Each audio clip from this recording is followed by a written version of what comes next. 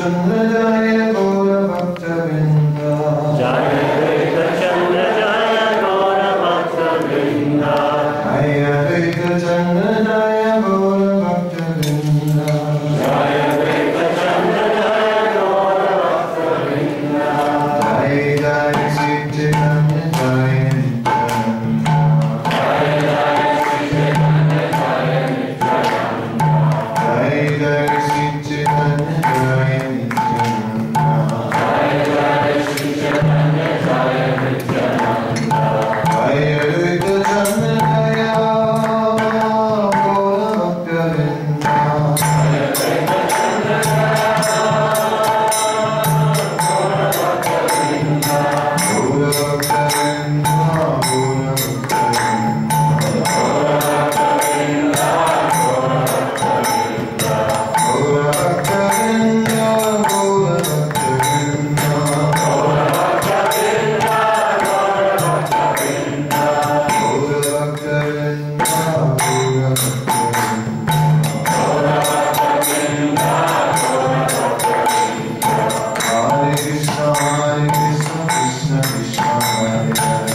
Hare Ram, Hare Ram, Ram Ram, Hare Hare. Hare Krishna, Hare Krishna, Krishna Krishna, Hare Hare. Hare Ram, Hare Ram, Ram Ram, Hare Hare. Hare Krishna, Hare Krishna, Krishna Krishna, Hare Hare. Hare Ram, Hare Ram, Ram Ram, Hare Hare. Hare Krishna, Hare Krishna, Krishna Krishna, Hare Hare. Hare Ram, Hare Ram, Ram Ram, Hare Hare. Hare Krishna, Hare Krishna, Krishna Krishna, Hare Hare. Hare Ram, Hare Ram, Ram Ram, Hare Hare. Hare Krishna, Hare Krishna, Krishna Krishna, Hare Hare. Hare Ram, Hare Ram, Ram Ram, Hare Hare. Shri Shri Panchatattva Ki Jai, Jai Ram Sankirtan Ki Jai, Ananta Koti Vaishnava Vrinda Ki Jai.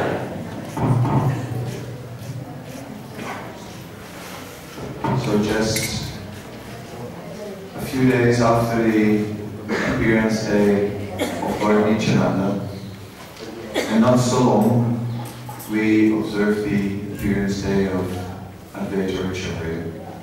And now, about a month away from Gurpurnima, we are slowly contemplating more and more about the appearance of the Supreme Personality of Godhead, Shri Krishna Caitanya. So I wanted to begin with a verse from the Adi Lila, Shri Chaitanya Charitamrta Adi Lila, chapter 3, verse 63. Smita Shokam Harati Jagatam Yasya Paita Giyantu Param Brahkusala Patalim Palavayate Padam Bhagyam Vapanaiti Nani Premani Paham Sadevas Chaitanya Kritira Kitaram Kripayatu. May the Supreme Personality of Godhead, in the form of Lord Sri Caitanya, bestow His causeless mercy upon us. His smiling glance at once drives away all the bereavements of the world, and His very words enliven the auspicious creepers of devotion by expanding their leaves. Taking shelter of His lotus feet invokes transcendental love of God at once. This verse is Dvitiya Sri Chaitanya Astaka 8 from the Stavamala of Srila Guru Swami. So, the Smita Aloka. Smita means smiling, and Aloka means the glance, the smiling glance of Lord Caitanya. When Lord Caitanya is looking upon this material universe, then suddenly everything changes. Suddenly, the entire inauspiciousness of the age of Kali disappears. In his Caitanya Chandramrita, Srila Prabodhananda Saraswati Thakur is mentioning where is that influence of Kali now? Where are all these sinful men? Where are they? Where are they now gone? Is there anyone who has escaped the influence of Lord Chaitanya's movement? So that is a fact. So just the smiling glance of Lord Chaitanya changes everything. And we thought it was us. All along, we thought that it was our own piety. We thought that we were natural devotees. We thought that even as children, we were always praying. Yes. And what about the other side? When we were not praying, what about those times? Right? Those typical symptoms of the age of Kali. That interest in spiritual life was suddenly awoken in this age of darkness, this age of materialism, simply because of the smiling glance of Lord Chaitanya. That is where it begins. And then it carries on. It carries on after the Smita Loka Sukam. Then it continues with his speech. He said, his very words enliven the auspicious creepers of devotion by expanding their leaves. So, simply hearing from Lord Chaitanya about Lord Chaitanya, simply in that way, our devotional creeper is expanding immediately. So simple. It's more so than even hearing about Krishna directly, because after all, there is that added element of mercy, and the underlying theme of our discussion in the next few days will be the mercy of Sri Chaitanya Mahaprabhu. Sri Krishna Chaitanya Daya Kara Vichara Karita Chitta Bhava Chamatkar. That if one is truly contemplating the mercy of Lord Chaitanya, then one will find that one's heart becomes filled with amazement.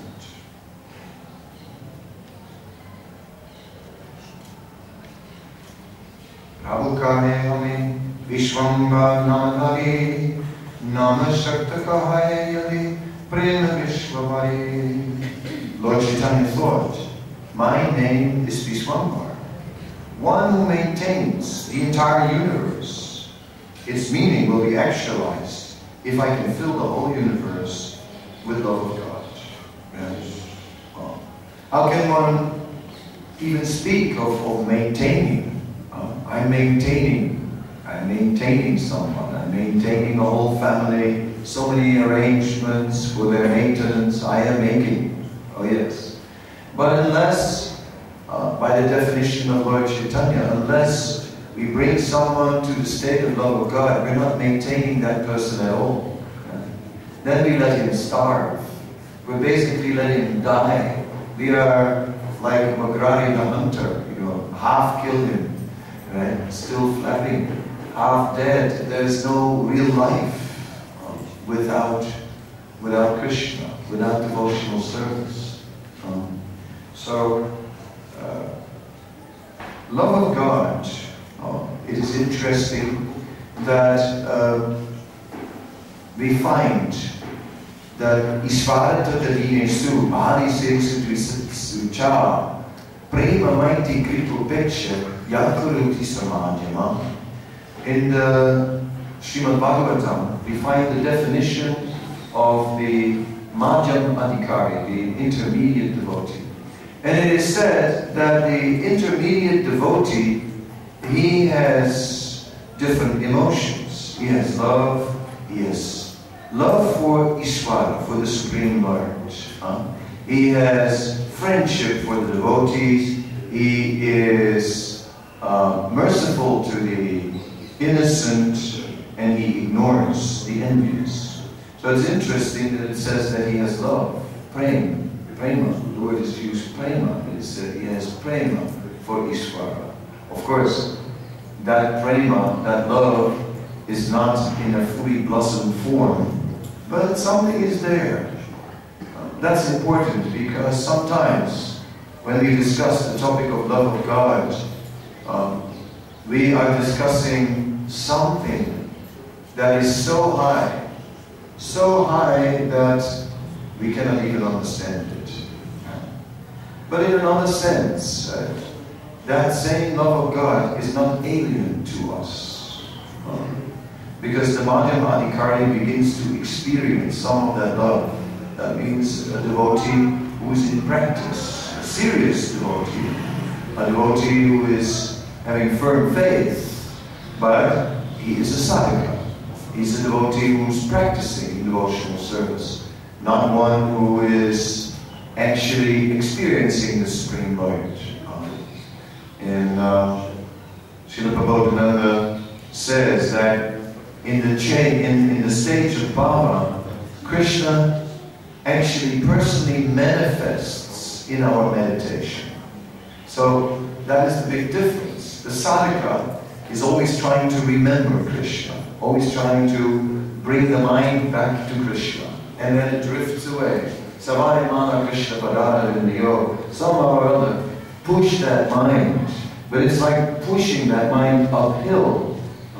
But then it says that in bhava, the meditation is no longer about us trying to fix our mind on Krishna, no longer on us trying to cultivate some remembrance, but actually Krishna is personally manifesting in the meditation of the devotee. So that, I find, is a very important point. This book, Caitanya Chandramrita, is not just a nice book, but it's a book that makes very important points. And this point is essential because it gives us an understanding of what is the difference between a sadhaka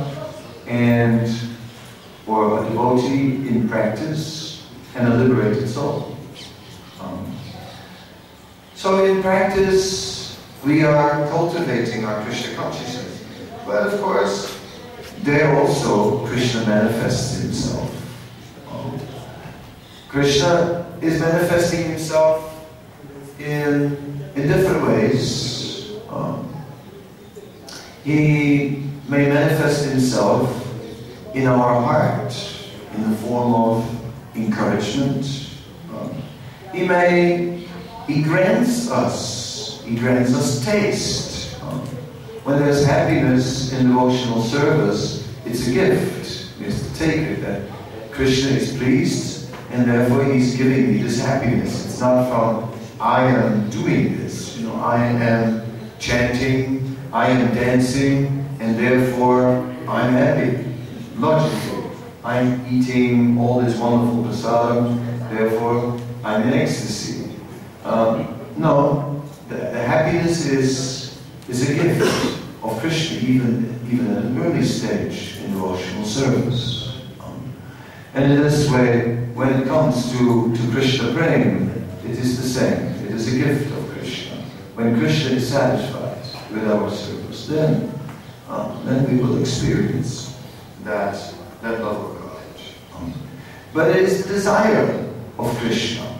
It is desire of the Lord. So Lord Chaitanya was thinking, if my name is Vishwambar, the one who maintains the entire universe, then I must give the whole universe love of God. Otherwise, how can we say I am doing so? But the universe was not ready.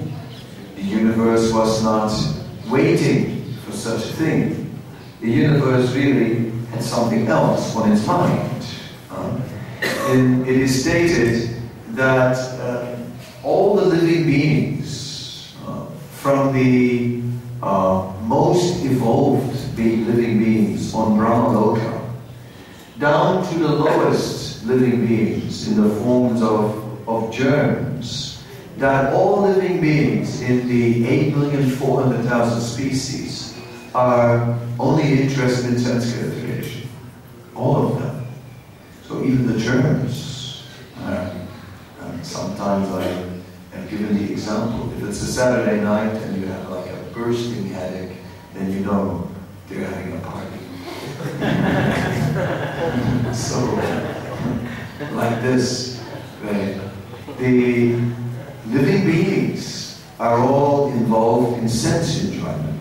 And particularly, Srila Prabhupada explains that actually what is driving all living beings is the sexual impulse. Even the lower species, all driven by that particular impulse.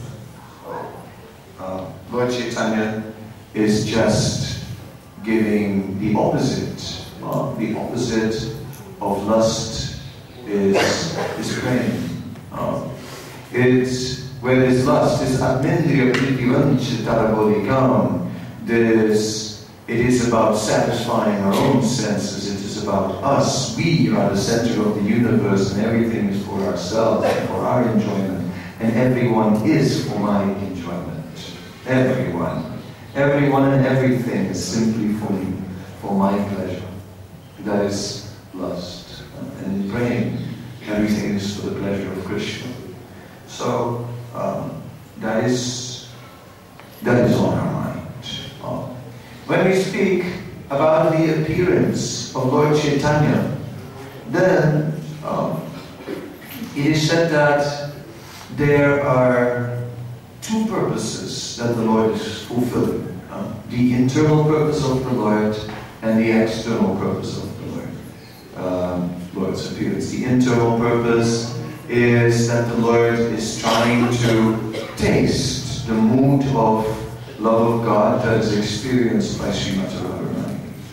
The external purpose is that the Lord is trying to capture every living being somehow or other and bring every living being back to the spiritual world. And of course, in the spiritual world, there is that ocean, this Premamritambo, this ocean of transcendental love of God, which consists of Krishna, who is being served and worshipped by unlimited devotees who are deeply, deeply overwhelmed in ecstatic love. And Krishna equally is deeply overwhelmed in ecstatic love for each of these devotees. And that loving exchange is always increasing. Another important point, which is found in the Adi-lila chapter 4, there is a description of the internal purpose of the Supreme Lord. And it describes the mood of Srimati Radharani. And it describes there how there is a competition between the qualities of Krishna and the love of Srimati Radharani. And how that love is discovering the qualities of Krishna. And when Srimati Radharani is discovering a quality of Krishna, her love embraces that quality. And in this way her love increases. Then she finds another quality of Krishna, and she loves that too. And in that way her love increases. So in the spiritual world, this is actually the experience. Every devotee, the love is always increasing because there is always more to discover. And every aspect about Krishna is just wonderful. Every aspect about Krishna is just totally enlivening. Every aspect about Krishna is just absorbing completely, absorbing the mind, the heart, everything. And in this way, there is an ocean of transcendental love which is just growing and growing. And Krishna, when he sees that love growing in the hearts of his devotees, his love for his devotees is also growing. So it's an amazing ecstatic exchange in the spiritual world. It's not just, and then we all go back to Godhead, and there we are forever in Goloka, and what do you do there? Herding cows, and and dancing in the moonlight, and things like that. Oh, it's that ever-increasing ocean of transcendental love. So this is Lord Chaitanya's desire. Sometimes it is stated that for Lord Caitanya, the real reason why he appears is his internal purpose. But I find that answer or that point a little incomplete. I think the real reason why he appears is for the internal purpose and the external purpose. Not for any less. He desires everything. It is said that in the Bhagavatam, it is mentioned that although Lord Krishna is Atmaram, he is fully satisfied within himself, it is said that still he has no need for anything, but still he experiences that there is some incompleteness.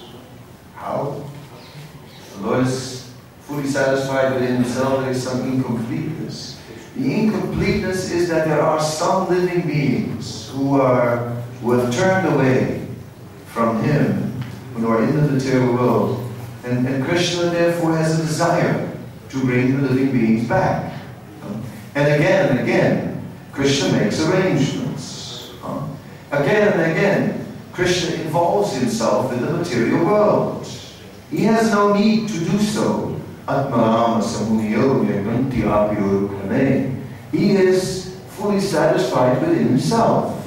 So he is completely absorbed in his eternal pleasure pastimes. And in itself, these pleasure pastimes are just full of unlimited, ever-growing nectar. Still, Krishna is such a person. He is an all or nothing person, and he wants everything. And he wants everything. Oh yes. Even if he has even if he has practically everything. No, he wants everything. Everything, completely. Every living being he wants. So he comes again and again in his various incarnations. The Caitanya Chandramrita is very strong, and there Prabodhananda Saraswati Thakur says a few very strong things. One strong thing he says is, he said, what was the use? What was the use when Lord Ramachandra appeared and killed so many Rakshasas in the Dandakaranya forest? What was the use?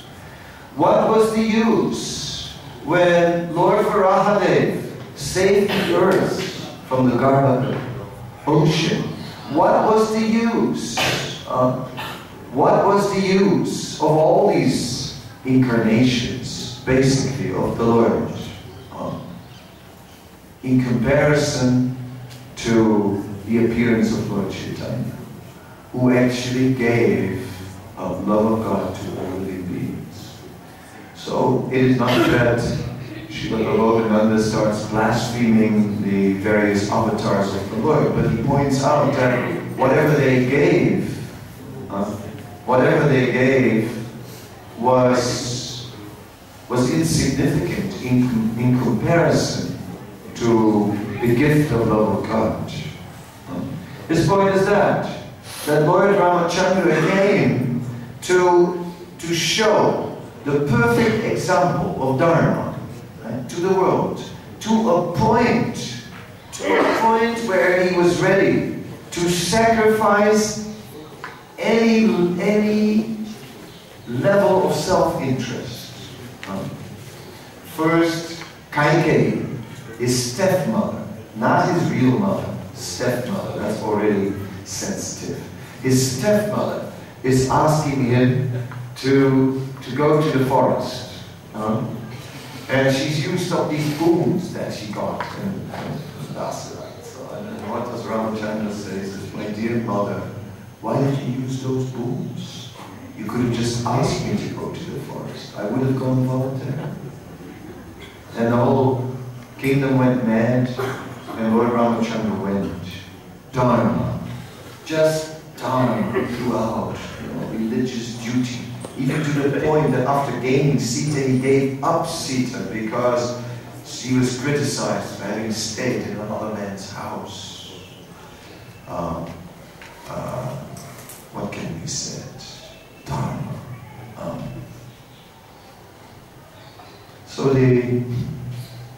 But just Dharma alone is incomplete. Dharma undoubtedly is glorious. The whole world is in the grip of adharma, is in the grip of sinful activities. The whole world is fallen. The whole world is in the grip of destruction, of cruelty, and so on. So how noble is this path of Dharma? So selfless, but at the same time,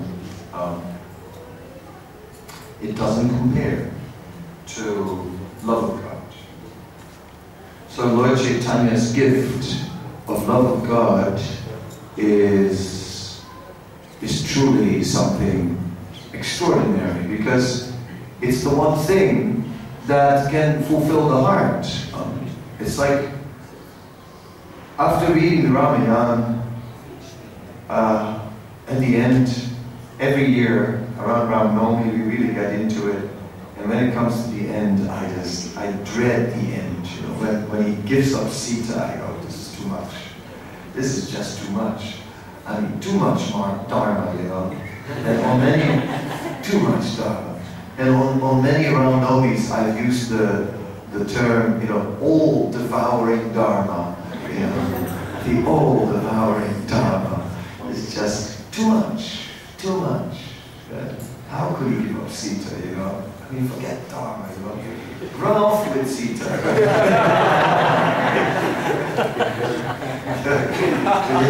You know, Dharma, like, to the hilt, right?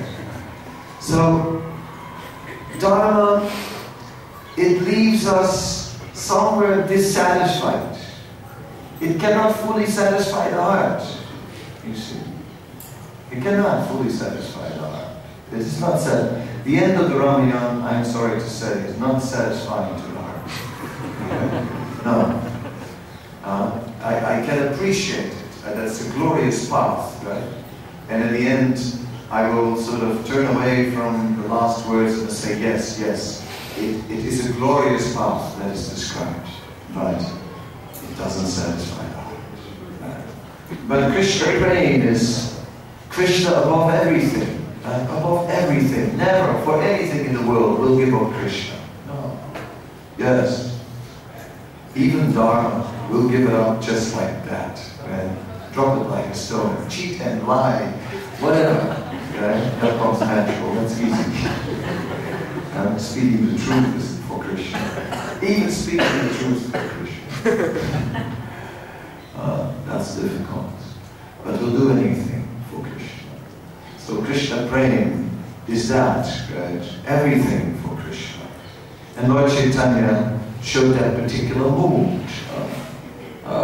Jumping ahead for a moment, remembering how Lord Chaitanya visited Vrindavan, and remembering how in Vrindavan he became, it says, as he came to Vrindavan, on the way to Vrindavan, he became 1,000 times more ecstatic.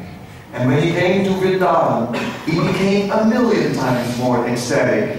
And just here, as soon as he entered, he started to embrace every tree, as if he was meeting an old lost friend.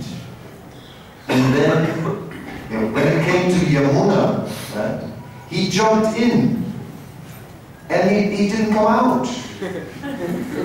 His servant pulled him out. His servant says, I better pull him out before he drowns. I mean, Lord Caitanya was just thinking, drowning? So what? You know? What's the problem with drowning? Right? For nothing in the world was he ready to get out of the Yamuna. I mean, the Yamuna, to be in the Yamuna. What is greater perfection than that? Right? So, he just stayed there. All other logic was secondary. Right? Therefore, even survival was a secondary thing. Anyway, his servant pulled him out, and his servant eventually pulled him out of Vrindavan. So, such eagerness, just to bathe in that Yamuna, which has been graced by Krishna, which is, it's got the blackish color of Krishna due to his touch, and is filled with the dust of his lotus feet, just that Yamuna. So, in this way, we can appreciate a little bit Krishna Prem. So, Krishna Prem is the topic. Krishna Prem is the miracle. Krishna Prem is what we are talking about. Oh yes, whenever you speak about an incarnation of God, you need a miracle. And he walked on water. What else did he do? Right? There must be miracles. And in the case of Lord Caitanya, yes, there were miracles. So many miracles from day one. Miracles were there. Oh, Mother Sachi saw celestial beings before his birth, before his appearance. Yes, and in the house, when after Nimai's birth, when Nimai was still a baby, at that time they used to hear the noise of ankle bells and the sound of running, the running footsteps of a child, quickly, and tinkling ankle bells, and they couldn't figure it out. Finally, Jagannath Mishra concluded that it was the Shalikram Shila.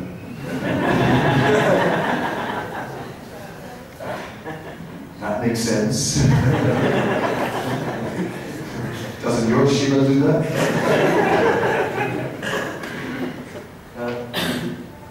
Anyway, but that was more logical. That was more logical than anything else. After all, okay, you know, that is, the Shila is the Supreme Lord, and so you know, what else could it be?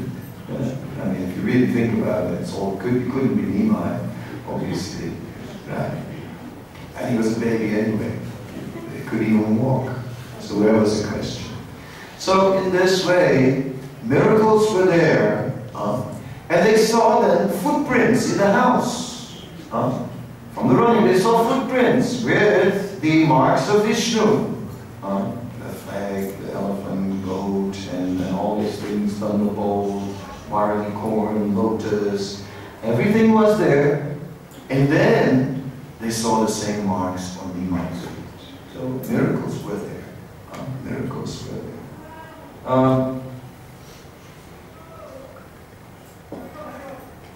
Jarikanda, Lord Caitanya comes in Jarikanda and just walks to the forest. There's a tiger lying on the path. He touches that tiger with his lotus foot. The tiger jumps up in ecstasy and calls out, Harima!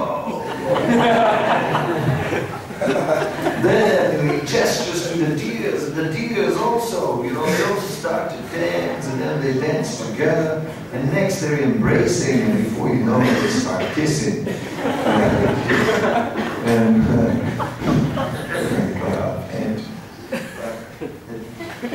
whatever, nothing happened.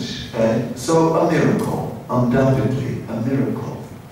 And we can look for many such miracles, and there are many throughout the Caitanya Caritamrta. But that's not the miracle.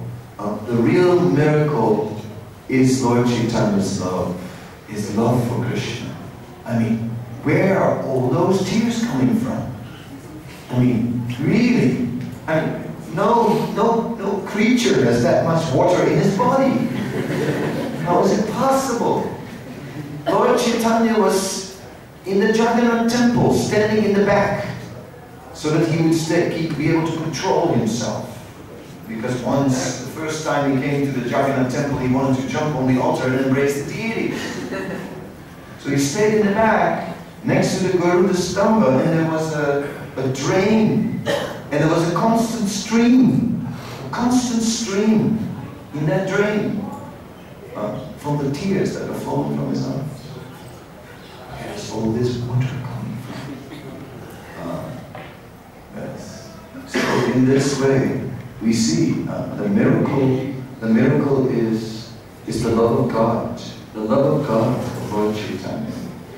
Therefore, the topic of the Caitanya Caritamrta is this love of God. It's that what is described. Not only is it described in that Lord Chaitanya was experiencing this love of God, but it is little by little revealed, and little by little it is classified. First, in the beginning, Lord Chaitanya is hiding his transcendental identity. He is Nimai. He's a scholar. Incredibly learned. His Keshav Kashmiri Pandit comes in. Dik Vijay. Dik means direction. Dik Vijay Pandit, they usually carry with them a Vijay Patra. A Vijay Patra is a scroll with all the names of all the Pandits they have defeated. And each time, such a Pandit is gaining more and more attributes from his victories. Kings give him elephants, he carries with him caravans of books and servants, and in this way, the Digvijayas used to travel India. And the Keshav Kashmiri Pandit came, and he was defeated by Nimai even before the official debate. Nimai just asked him, could you, oh, you are such a famous Pandit, I am just a beginner, I am very eager, I'm just teaching a little grammar, I'm just a young student, beginning to teach, but you are like a great scholar and poet. Could you recite, could you make a poem in glorification of the Ganga? And he makes a poem in glorification of the Ganga, and next moment, 1 hour, a storm comes from his mouth for 1 hour, reciting verse after verse. Then after the end, Lord Chaitanya says, could you give some explanation, please? Could you please explain the alankars, the decorations, the ornamentations, and the folds in the 64th verse? Folds. There are no folds in my poetry. And then Lord Chaitanya started to quote the 64th verse, where the Pandit had used the term Bhavani Bharta. Bhavani Bharta.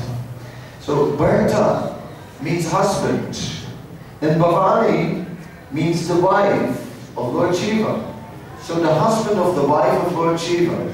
If anybody speaks like that, then you think it's Winnetou or someone who doesn't really speak very English, right? I mean, the husband of the wife. And whoever. That's not proper English. So Lord Caitanya pointed it out. This is double. This is repetition. This is not proper grammar. Right? The husband of the wife. Right? It's already implied. Obviously, if there's a husband, then somebody's husband, yeah, then we understand that she's a wife. You know, don't need to say that. Yeah. That's clear. So he pointed out the fault. And the Pandit was shocked. He was shocked. He said, but how could you remember? He said, Lord Caitanya said, my Pandit said, well, some are great poets and others have a great memory. Right? And Lord Caitanya said, yes, whatever they hear, they can remember. So in this way, and everyone laughed. When people just laughed, you know, this Pandit was probably embarrassed. But then Nimai said, no, please don't laugh. He said, even the poetry of the great poets like Vidyapati and Chandidas, even that poetry has some faults. Even that is full of faults. So that is natural. So no, he is a great poet. He's a great scholar, a great scholar. So after cutting him down, he at the same time built him back up. So in this way, he purchased him.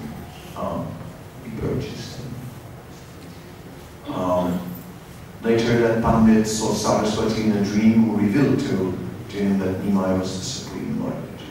So little by little, some revelations were there about the supreme identity of Lord Caitanya, the Keshava Kashmiri Pandit, or that Brahmana who came to the house of Nimai when he was a small boy and made so many offerings, and each time when he spoke the offering mantras, suddenly there was Nimai snatching the mantras, snatching the Bhoga, eating it all, and the Brahmana going like, ah!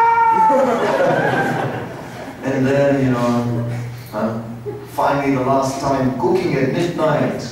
And again, he says the offering mantra, and there is Nimai, and again, the Brahmana started crying, no. And Nimai said, but you are calling me. What can I do? So then he revealed his identity. So the Lord had revealed his identity to some, but still it remained hidden. But then after, at the end of the Adi Lila, Lord Caitanya takes sannyas. And then after that, then Krishna praying comes out. After the sannyas, it bursts out. It bursts out of his heart. The sannyas ceremony is sort of, to most people, a terrible, terrible, terrible experience, very depressing. There's a barber who shaved his head and who swears that he'll never shave a head again. He doesn't know how he did it, but his hand just did it. He didn't want to do it, but he did it. And he became a sweet maker after that. And and all the people are saying, like, how can such a handsome, such a successful young man who has everything, aristocracy, learning, beauty, he has everything you could desire into the three worlds. How could such a young man, in the prime of his life, take sannyas? Why doesn't he wait till he's old and, you know, then take sannyas? But now, no. But then, at the end, Lord Caitanya, he took sannyas, received the sannyas mantra from Kesava Bharati, and he became ecstatic. And then he danced in the greatest ecstasy, and suddenly everyone danced in ecstasy. So anyway, we are like this, experiencing how that praying comes out. In the beginning of the Madhya Lila, this praying begins to just come out. It becomes publicly displayed and like it never was in the Adi Lila. But now, everywhere, people get caught up in that ecstasy and so on. Today, I don't want to go there yet. I want to carry on a little bit more. And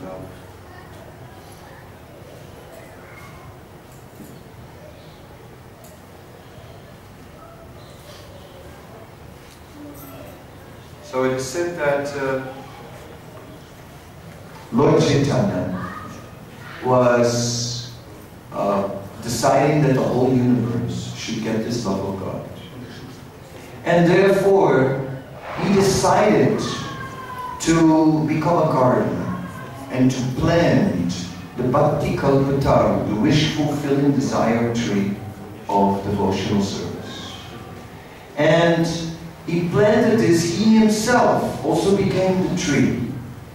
It is said that the seed of love of God first sprouted in Madhavendra. And then it manifested in 9 roots, the 9 sannyasis. Paramananda Puri, Kesava Bharati, Ramananda Puri, Ramananda Bharati, Sri Vishnu Puri, Kesava Puri, Krishnananda Puri, Sri Nrsimha and Sukhananda Puri. These 9 sannyasis, roots, all sprouted from the trunk of the tree. Thus the tree stood steadfastly on the strength of these 9 roots. And Paramananda Puri was the central root.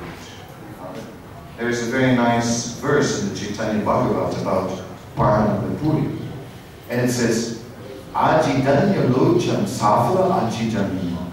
Safa amar aji vaila sarvadharma. Prabhu bole ajin more safa sannyas. Aji Madhavendra more vaila prakash. My eyes, my mind, my religious activities and my acceptance of the sannyas order have now all become perfect, because today Madhavendra Puri is manifest before me in the form of Paramananda Puri. So I really think this is so nice that like Sri Chaitanya Mahaprabhu is seeing Paramananda Puri and he's saying this. Madhavendra Puri is present before me. It is something like seeing a Prabhupada disciple and saying like, today Srila Prabhupada is present, and is present before me in this disciple. Such a vision Sri Chaitanya Mahaprabhu displayed when he saw Paramananda Puri. It is said that Paramananda Puri is none other than Uddhava. Uddhava is of course very close to Krishna in Dwarka. He is his cousin, and Uddhava is the best devotee in Dwarka, the most intimate devotee. And Uddhava is a disciple of Brihaspati, very learned, and therefore Uddhava, he is so learned that he can speak in ways that no one can understand, except Krishna. So they speak like that. In front of everyone, they have their secret language, their exchanges. Uddhava is so close to Krishna. He's the most intimate in Dwarka. So now again, Uddhava is there in the form of Paramananda Puri. So it is interesting, this parallel, the parallel between the pastimes of Lord Chaitanya and the pastimes of Lord Krishna. Not only are the personalities present in both pastimes, but their role is also a little similar. There's some, like, Uddhava is very intimate and close and like the most prominent, and then Paramananda Puri is very prominent among the elders. But as an elder, there is a bit of distance, as there is between Uddhava and Krishna. He's not as close as the residents of Vrindavan. So Paramananda Puri is very close, but yet he's not as close as some of the intimate devotees of Sri Chaitanya Mahaprabhu, like Swarup Damodar and Ramananda Roy, who are Lalita and Vishaka. They're closer. So that's interesting, the whole parallel. And Kesava Bharati, it is mentioned in the purport to this verse. Srila Prabhupada is saying that actually Kesava Bharati was some say that he was a Vaishnava. Although he had taken sannyas in the Sankara Sampradaya, but that actually he was a Vaishnava. And some say that he even was a disciple of Madhavendra Puri, but someone who took sannyas in the Sankara line.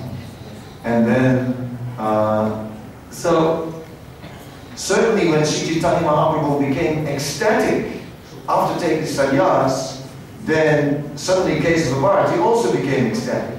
And we know how he gave him sannyas, because the night before Kesava Bharati had a dream. And in the dream he gave Nimai sannyas. And he said, to Nimai, he said, last night I had a dream and I gave you sannyas in the dream. Oh, Nimai said, what? Please tell me more. And then Kesava Bharati told the details. He said, yes. And I spoke this and this mantra. This is the right one. And then Sri Chaitanya Mahaprabhu said, yes, it is the right one. So it said, in this way, Sri Chaitanya Mahaprabhu became Guru. So actually, he gave the mantra. First, Chaitanya Mahaprabhu gave the mantra to Kesava Bharati in this way, by being the authority and saying, yes, it is the right mantra. And then he gave it back to Chaitanya Mahaprabhu. Right? So, who is this Kesava Bharati? In Krishna Lila, he is Sandipani Muni. So that's very interesting. Krishna's teacher, who is said, Sandipani Muni is like a mountain. He's like a mountain. It said the cloud of water is coming from the ocean, then coming to the mountain, staying there at the mountain, then it rains in the mountain, and then it flows down that water in the form of a river. So in the same way, Sandipani Muni is getting his knowledge from the unlimited reservoir of knowledge, the Supreme Personality of Godhead, in the form of some knowledge, which is then becoming deposited on him, Sandipani Muni, and this great learning is then flowing down like a river back to Krishna and Balaram. So this is interesting, I think. So Sandipani Muni, in this way, has now come back again as a teacher, as Kesava Bharati, but still also not as close as the most intimate associates of Chaitanya Mahaprabhu. We find that he is the sannyas guru of Chaitanya Mahaprabhu, but after that we don't find endless pastimes with Kesava Bharati, and then this happened, and then no. And then he is not so much in the more intimate exchanges. So, as Sandipani Muni was Krishna's teacher, Krishna received transcendental knowledge, and then he left. And he left in Krishna Bhagavan. So you see, the parallel is there, okay, there is something in the person, we see a bit in the character, and a bit in the position, and it has some similarity. Similarity in the mood. So that is interesting. Yes.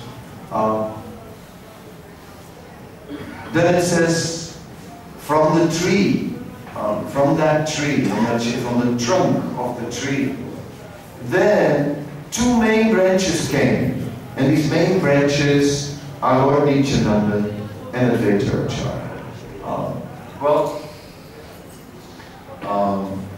Lord Nityananda, of course, is first. He is first. He appeared. He is the first expansion of Lord Krishna. Balaram, Balavita. He's Balaram. And in the Chaitanya Bhagavat, the first chapter is dedicated to Balaram and to Nityananda. Chaitanya Caritamrta doesn't describe so much about Nityananda in comparison to the Chaitanya Bhagavat. If you want to kind of know the life of Nityananda, you will find more in the Chaitanya Bhagavat. You find the early childhood and how he was acting out the pastimes. You find so many, Jagai Madai's story, Chaitanya Bhagavat. And the first chapter of Chaitanya Bhagavat is describing how Lord Balaram is the first servant of the Lord. He's Adi Guru, and as Adi Guru, he shows how to be a servant. It says Balaram becomes everything for the Lord. He even expands himself as Vrindavan. And then he expands himself further as Vrindavan expands into Vaikuntha. So he also is the source of Vaikuntha. All that. Then he becomes the three Mahapurushas. He becomes Lord Mahavishnu. And from him come all the planetary systems, all the universes. So he's the source of the whole material world. Then that Mahavishnu is Advaita Acharya, who comes out of, who's an expansion of Nijana. And then Advaita Acharya, he is sometimes called Mahavishnu, is sometimes called Sadashiva. It is said that the material energy is sometimes existing, sometimes not existing. A day of Brahma and a night of Brahma. During the night of Brahma, the material energy is not manifest. But what is there is the pradana. So what is this pradana? The pradana is the potential of the material energy. It is said in the pradana that three modes of material nature are in an equilibrium, and then they dissolve. Then there is no activity, there is no quality, there is no manifestation, but the potential is there. And when Lord Mahavishnu glances upon that pradana, on that potential, then it is said in the Brahma Samhita, then Sadashiva, Shambhu, becomes that glance. And it is Shambhu who then impregnates the pradana. It becomes impregnated with the jiva, with living beings. And then the Mahatattva becomes manifest. Alright. So that Sadashiva is also Advaita Acharya. So these two personalities are both very, very lively. Advaita Acharya is known as Advaita Simha, or the lion Advaita. Why? Because he roars. He roars and roars and roars. Like there's a description in Chaitanya Bhagavat how one day Advaita Acharya went to the devotees, and he said to the devotees, he said, I had a brilliant idea. Today we will not glorify Krishna in the Kirtan. Today we will glorify Lord Chaitanya in the Kirtan. And everyone thought, oh, wonderful idea, great, and yes, definitely, we must do it. But Advaita Acharya said, yes, but I will not sing, because I sing too loud. And when I sing, you will all become afraid. So, then they had to do it. Right? And they were a little afraid, because they were afraid that Lord Chaitanya might become angry. And meanwhile, Advaita Acharya sort of like had instigated the whole thing, and he wasn't chanting himself. Right? But in the end, he got carried away, and he chanted anyway. And of course, Lord Chaitanya was saying, what is this?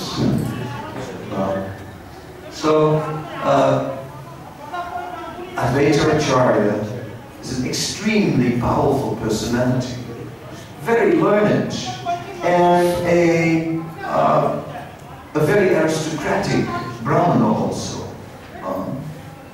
So he's from a very aristocratic Brahmana line, and not only that, his family was also very prominent.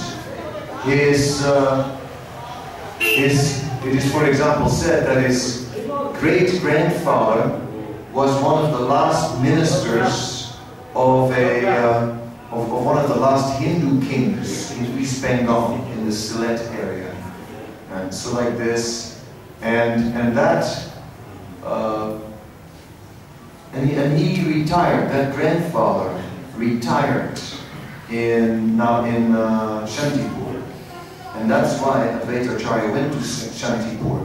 And that's why in Shantipur there are two places dedicated to Advaita Acharya. One is the house of Advaita Acharya, and the other one is the place of his grandfather, where he stayed first. When Advaita Acharya settled there, he first came there, and then he moved later to another place. So we should see both places. So Advaita Acharya is such a personality. And it is Advaita Acharya, of course, who tricked the Lord.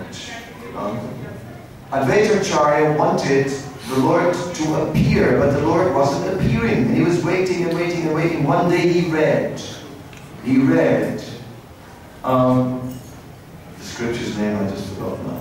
But he read that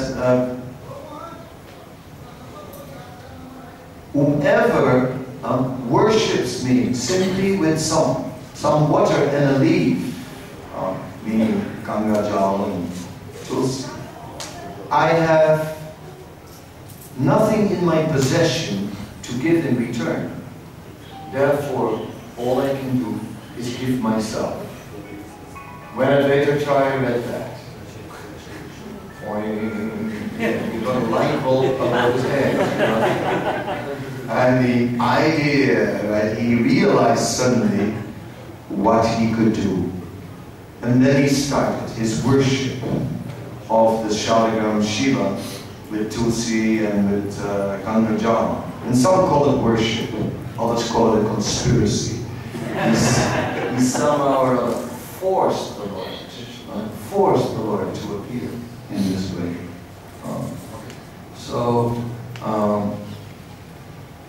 In this way, today, we are preparing a little bit for the appearance of the Supreme Personality of Godhead. After all, it's still a month away. After all, it's not yet that the Lord is celebrating Gorpani, but we get a little taste now, and a little anticipation. The appearance day of Lord Nityananda certainly whetted our appetite, and for more. We just felt like we're churning something. We started churning, but we didn't get down to the bottom of it. We didn't really get to the core of it. Today, we are hinting. We're hinting of this Krishna Prema, the appearance of Lord Caitanya, which stands for flooding the entire world with this Krishna Prema. Kali Yuga, who cares? Chaitanya Yuga, right? What Yuga are we living in? Kali Yuga. Which Yuga? Chaitanya Yuga. What Yuga are we living in? This Yuga is no longer Kali Yuga. One Yuga in a day of Brahman. One Yuga in a day of Brahman, where the entire pastime is totally different. Where Kali Yuga becomes the backdrop. It's just a backdrop. It's not at all a Kali Yuga, right? Oh, Kali Yuga, Kali Yuga, Kali Yuga. We also get into it sometimes, Kali Yuga Kata. Kali Yuga is so bad. How bad is Kali Yuga? Oh, Kali Yuga is everywhere. It's really Kali Yuga, Kali Yuga, Yuga.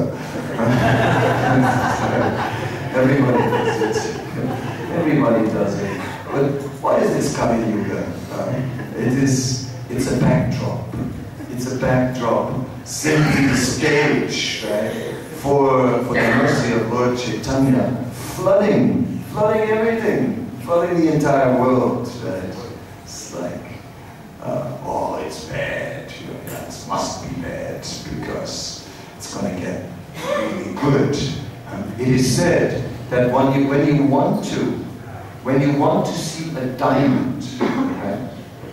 When you want to see a diamond, you put it on a dark background. Take some like dark, you have a box, and in the box there's some dark velvet or something, or dark silk, right? And then put this big diamond on top, and then like, wow, it stands up. And if you just put some, you know, some white cloth, it's not the same. So, yes, we need this dark backdrop of the age of Kali, so that the pastimes of Lord Caitanya will shine in their completely amazing glory. Wow, we're getting ready. Yes, preparing now, preparing the ground. The ground of our mind.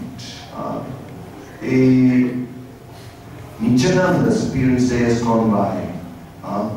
Nityananda is Balaram. Balaram holds the plow.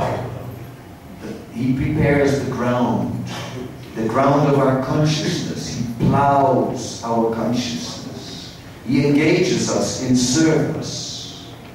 He takes us and pulls us out of our conditioned state and engages us in service. Then we join in. Then we join in this amazing pastime of transforming people, just transforming their lives. This is it. This is the secret. Somehow or other, to become an instrument and to pass on that mercy. Then rain will come. There is that verse which describes how when you give out the mercy and you give away all the mercy that you have, that you'll find in the end that you have more than you had before. That is Alivila chapter 8. So that's an interest. So I've made a little analogy based on that verse, a creative one. And that is like when you become a devotee, everyone gets a little cup, very small, tiny little cup. This cup is your nectar cup. But it's small. But you know, okay, catch some drops. Good. Refill. But you get only little because the cup is so small. Then as we are engaging in devotional service, gradually the cup is growing little by little. But if you start to use that cup to give away the mercy as well, then you know it grows much faster. And then it goes like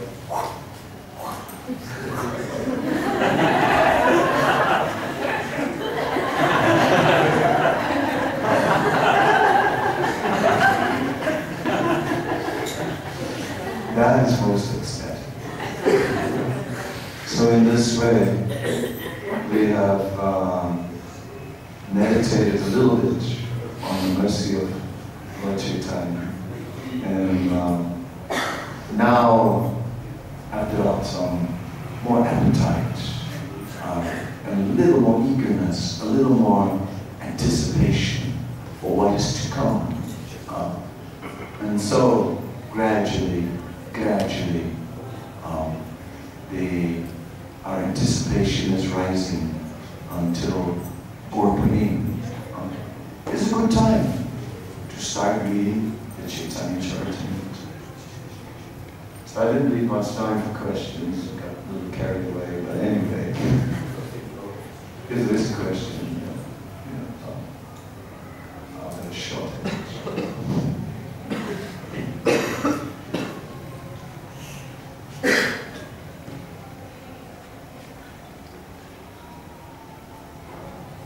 But if there's no questions, also.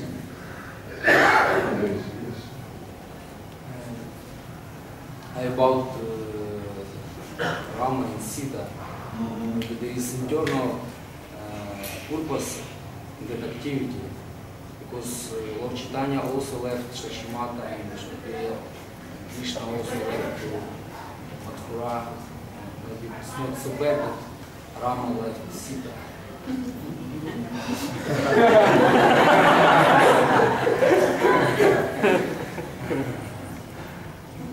But they're meant to be eternally together. It's supposed to have a happy end, you know. And then they live happily ever after.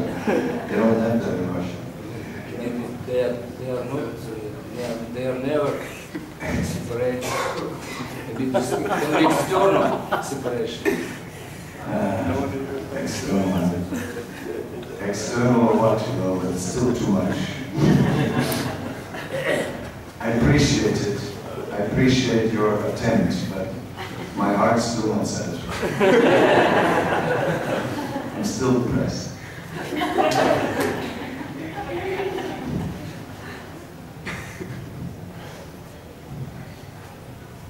Anyone else? Okay. Then we end here. Thank you so much. Shri Caritamrta ki jai.